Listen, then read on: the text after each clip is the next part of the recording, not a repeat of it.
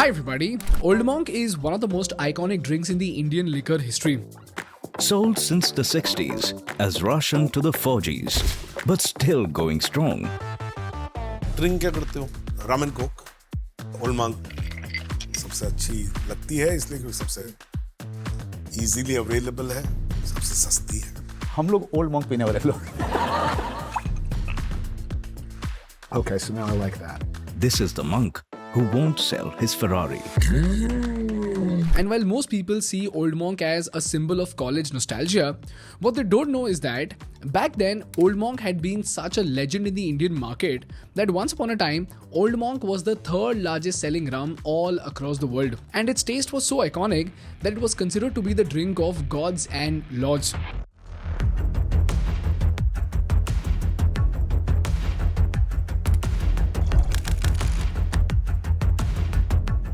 Old Monk was so far ahead of its competition that while its competitors were selling 2 to 3 million cases a year, Old Monk alone was selling 8 million cases a year. And you know what? Old Monk achieved all of this with a zero marketing budget. तो sir आप लोग marketing तो ज़्यादा नहीं करते आप old monk की? हम एडवर्टाइज नहीं करते, हम वो काम नहीं करते जो दूसरी कंपनियां करती हैं. I think word of mouth, 1, 2, being present everywhere. The only publicity it needs is word of mouth. But sadly, today, somehow Old Monk seems to have suddenly disappeared from the market. And today, Old Monk is nowhere close to being a market leader. And from what I last read, the condition of the company was so bad that it was bleeding with 20 crores in losses and was almost on the verge of bankruptcy. But even then, somehow, the business ecosystem of India has clearly ignored the rise and fall of this legend. And it is so sad to see that a legendary Indian company rose to the top of the world and disappeared, and yet no business school has ever covered the case study of the rise and fall of Old Monk. So we decided to pull up our socks to help you get these pearls of wisdom from the rise and fall of the legendary brand of Old Monk. So in this episode today, let's do a deep dive and try to understand how did Old Monk become a bestseller all across the world with a zero marketing budget. After rising to the top, how did Old Monk start bleeding with crores in losses? What are the biggest mistakes that Old Monk made which got it close to bankruptcy? And lastly, as students of business, what are the lessons that we need to learn from the remarkable rise and fall of Old Monk? This video is brought to you by Thatware, which is a leading SEO company in Asia. People, last year, our communication masterclass struggled to be found online. Our masterclass was nowhere to be found in the search results, because of which our competitors ranked higher and eventually our sales declined. But after optimizing our website with SEO expertise, thinkschool now appears first when you type communication masterclass on Google. And you know what? This simple change has boosted our sales from Google search by 300%. This is the power of search engine optimization. So after you build a great product, you need an SEO expert to help you list your website in such a way that your customers are able to discover you. And this is where Thatware comes in. Thatware is an SEO expert which uses AI, ML, NLP and semantic engineering to optimize a website in just 45 to 60 days such that you can get listed way ahead of your competition. Thatware has been featured in TEDx and Forbes 200, and Thatware offers tailored solutions for businesses of all sizes. They've boosted page visits for brands like Incrediwear by 84.7%. So if you want to boost your sales with better SEO, click the link below and explore their 360 package and enterprise package to find what suits your business best. People, before we dive into the story of Old Monk, you need to understand the classification of alcohol and how each of these products is produced. If you look at the alcohol market, the major categories today are beer, wine, whiskey, rum and vodka.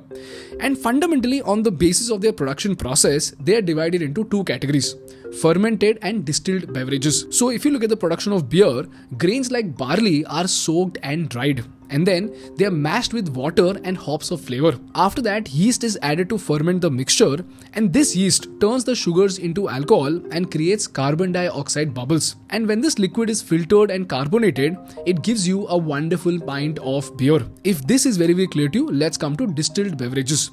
To produce distilled beverages, a fermented liquid is heated to an extent where the alcohol actually starts vaporizing.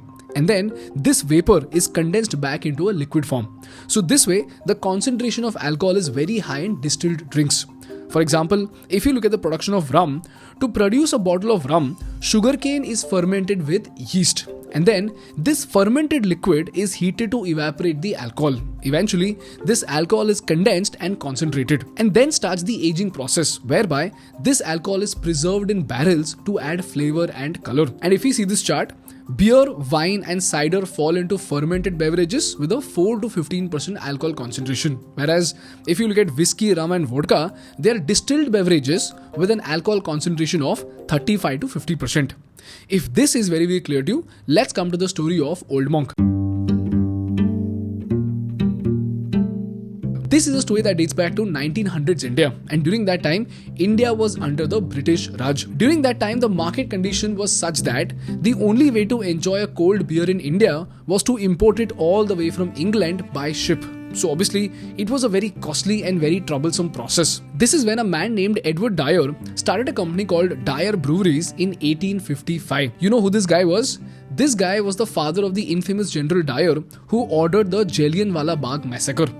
Edward soon launched Asia's first beer called Lion, which quickly became a favorite drink among the British officers. But fast forward to 1947, India gained independence and the Brits wanted to pack their bags from India and go back home.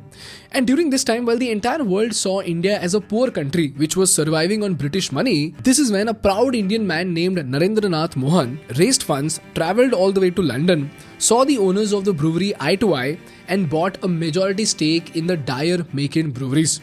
And with this purchase, Mohanji put out a bold statement. Indians still have the audacity and money to buy off the Brits, and Indian entrepreneurs have utmost faith in the growth story of India. Little did the Brits know that day that this Indian company would go on to beat their own companies to become the third largest selling rum in the world. But coming back to our story, India just had gained independence and there were very few companies making strong alcohol or spirits like rum and whiskey in India. So there was a huge market and there were very few manufacturers.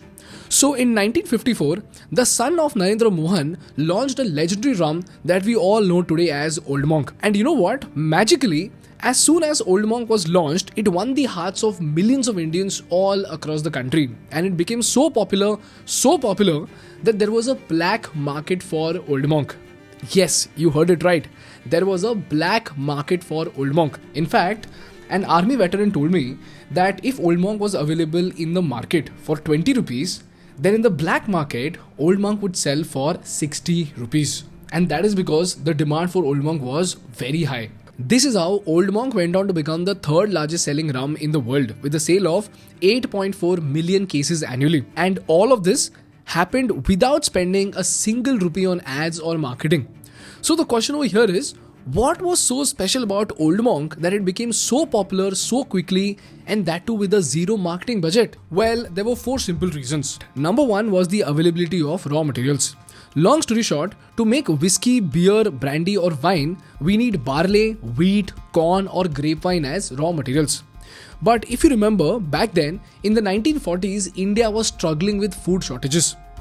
But when it came to sugarcane specifically, sugarcane was one of the few crops in India which was always produced in such large quantities that we always had extra sugarcane in India. If you look at this chart, for every 5-year plan, India always had extra sugarcane. From 1951 to 1956, while we needed 18 tons, we produced 19.3 tons. From 56 to 61, we needed 25 tons, but we produced 30 tons. So raw material for rum was very easily available. Secondly, Old Monk had an unbeatable taste in the market. For those who don't know, Old Monk is a carefully orchestrated symphony of flavors which is achieved through a meticulous process of aging and blending. And the secret to it lies in these oak barrels where Old Monk is kept for aging for 7 long years. And here's where, ladies and gentlemen, the magic of oak barrels presents itself. While most people see oak barrels as just containers, what they don't know is that these oak barrels actually transform rum from just another alcoholic drink into a masterpiece of flavors. And this happens because of their 3 magical properties. And by the way guys, even if you have never tasted an Old Monk, just listen to what I'm saying and you will feel the taste of Old Monk in your mouth. You don't believe me? Listen to this. Firstly, the oak barrels participate in flavor infusion because the beauty of oak wood is that it contains natural compounds like vanillin, tannins and lactones. So vanillin provides a vanilla aroma to the drink, whereas the tannins have a drying, puckering sensation on the tongue, like the feeling that you get after drinking black tea or red wine. And then the lactones contribute to the coconut and woody notes. Then comes oxidation and evaporation. So if you look at the nature of oak wood, it has pores, and these pores allow a small amount of oxygen to interact with the rum in such a way that this oxygen oxidizes the drink. And this process mellows the harsh edges, rounds out the flavors, and adds a subtle nutty and dry fruity note to the rum. Additionally, a portion of rum evaporates through the wood and it concentrates the remaining liquid. Eventually, it starts intensifying its flavors. And lastly, there is charring and toasting. So many of these oak barrels are charred or toasted on the inside before filling them with rum. And this process caramelizes the wood's sugars in such a way that it releases additional flavors like caramel, smoke, and spice to the rum. So eventually, at the end of 7 years, what you have is a drink with a rich aroma and with lingering notes of vanilla, oak, coconut, and spice.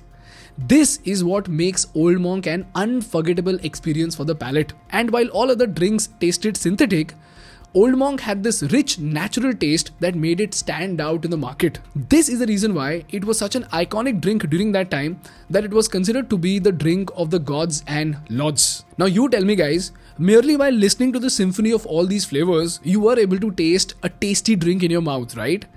Well, this is what made Old Monk an unforgettable experience for the palate. And while all other drinks tasted synthetic, Old Monk had this rich natural taste that made it stand out in the market. And cherry on the cake, Old Monk had such an aesthetic packaging that even if there was a rack full of imported drinks, Old Monk always stood out. Again, if you've seen an Old Monk bottle, you would know that it has this distinctive shape with a square base and rounded edges. And this crack-like design gives it a unique appeal. In fact, it looks so good that the empty bottles of Old Monk are handcrafted into drinking glasses and decorative items. So again, Old Monk gained visibility due to its aesthetic bottles. Thirdly, because import duty on foreign alcohol was as high as 100%, it was very difficult for any company to enter India because the population was extremely sensitive to price. And lastly, Old Monk was very carefully branded as a tough man's drink. Why?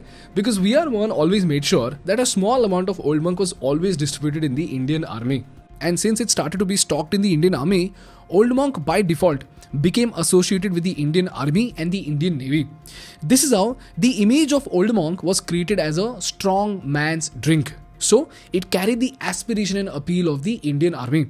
This is how, with unbeatable taste, with no competition due to import regulations, due to lack of raw materials for other drinks, and with the aspiration of the Indian Army and Indian Navy, even with 0 rupees spent on marketing, Old Monk went on to become one of the best selling rums. And soon enough, Old Monk even exported to other countries and went on to win some of the most prestigious awards in the world. This is how Old Monk became a legend in the Indian liquor market and dominated the market for 5 long decades. But then the question over here is, when Old Monk was able to dominate the Indian market for 5 long decades, what exactly happened in the next 2 decades that it fell on the verge of bankruptcy? Well, the reasons for downfall were pretty straightforward. Liberalization happened in 1991, the Indian economy opened up, and many other players entered the market. So Old Monk wasn't the only choice, and there were several other players who were entering the market with different products like whiskey, rum, vodka, and even beers. Secondly, as the per capita income of India increased, premiumization happened in the Indian market. So people started tasting more elite drinks like scotch and imported drinks. And while all of the companies were trying hard with different marketing strategies, different flavors and more products, you know what Old Monk did? Old Monk did nothing to cater to this premium market. And while the sales were falling, they did not launch new hero products at all. They did launch a few products, but none of them really caught in the market to become a hero product. And instead of launching premium products, they tried to decrease the price of their existing products with the hope that Indians will look at the price and prefer Old Monk. And obviously, that did not help because India was on the race of premiumization. And to make matters worse, the Godfather started punishing Old Monk. Now, who is the Godfather over here? The Godfather is none other than the government of India. So the question over here is, why exactly did the government of India punish Old Monk? Well, here's where the complex story of the state governments come in. You see guys, alcohol in India comes under the state subject. So it's not the central government but the state government that takes decisions on alcohol related matters. So the state government can set their own laws, rules and taxes. And the first problem for Old Monk started with Tamil Nadu. And back then Tamil Nadu contributed 20% to Old Monk sales. But in 2003, the state government of Tamil Nadu completely abolished the interference of private parties in the liquor business and gave exclusive privilege of both wholesale as well as retail sales to the Tamil Nadu State Marketing Corporation, which is a government undertaking, which means the Tamil Nadu government itself became both the wholesaler and the retailer of the liquor market in Tamil Nadu. And as soon as the government took over, they started favoring those companies that were operating from Tamil Nadu and started discarding the brands that came from outside of Tamil Nadu. So Old Monk practically vanished from the shelves of Tamil Nadu. As a result, 20% of their sales were completely cut off. Sounds shocking, right? Well, the story doesn't end here. In 2009, the Mayawati government turned a man named Ponti Chadda into a monopoly by giving him the complete wholesale rights to distribute liquor in Uttar Pradesh. This was the first case in India where an individual person got complete control over distribution of liquor in the entire state, and that too Uttar Pradesh. And what did Chadda ji do? Chadda ji favored his own brand and started to choose which brands would be available in UP's retail outlets. So guess what? Again, Old Monk got sidelined and their Lucknow distillery shut down and their beer market got wiped out by Chadda's Wave beer. And this is when the sales manager of Mohan Mekin famously said that their top selling product became a ghost in the market. I repeat, their top selling product became a ghost in the market. And since UP was one of the biggest consumers of alcohol in India, Old Monk again suffered very heavy losses. This is how, because of the entry of new brands in the market, because Old Monk failed to catch up with premiumization, as the godfather of the state market started favoring other players, Old Monk went from being a legend to a ghost in the Indian liquor market. But you know what guys, strangely, Old Monk has actually started making a comeback. From a low of just 2 million cases in 2014, Old Monk made a stunning comeback by selling 8 million cases per year as of 2021. Now we couldn't find the exact reasons for this comeback, so if there is anyone from Old Monk who's watching this episode, please let us know because we would love to do a podcast with you and understand the rise of Old Monk in the Indian liquor market again. And this brings us to the most important part of the episode, and that are the business lessons that we need to learn from the rise and fall of Old Monk. Lesson number 1. People, if you build a formidable product, the market is bound to favor you regardless of your marketing budget. In this case, while other rums were synthetic tasting, Old Monk stood out in the market and dominated the market for 5 decades only due to its quality and taste. Lesson number 2. This favor of the market for your great product will only last for a limited time. So in this limited time, you need to build a barrier to entry for yourself in such a way that even if the competitors enter the market with $1 billion in their pocket, they must find it hard to catch up with you. In this case, while Old Monk was resting on its laurels for too long, if you remember, Sula Wines kept on innovating with Sula Fest, Sula Resorts and new products that kept it way ahead of its competition.